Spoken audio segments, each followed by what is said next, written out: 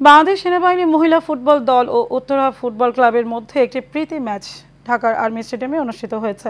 অনুষ্ঠানে সেনাবাহিনীর প্রধান জেনারেল এস.এম. শফিউদ্দিন আহমেদ প্রধান অতিথি হিসেবে উপস্থিত থেকে মনোমুগ্ধকর ম্যাচটি উপভোগ করেন এবং খেলোয়াড়দের মাঝে পুরস্কার বিতরণ করেন। ম্যাচে বাংলাদেশ সেনাবাহিনী মহিলা ফুটবল দল উত্তরা ফুটবল ক্লাবের বিপক্ষে 4-1 গোলে জয়লাভ করে। অনুষ্ঠানে বাংলাদেশের সেনাবাহিনীর ঊর্ধ্বতন সামরিক কর্মকর্তাগণ ছাড়াও ঢাকা সেনানিবাসের বিভিন্ন ইউনিটের অফিসার, জুনিয়র কমিশন অফিসার, অন্যান্য পদবীর সেনা সদস্য এবং গণমাধ্যম ব্যক্তিবর্গ উপস্থিত ছিলেন।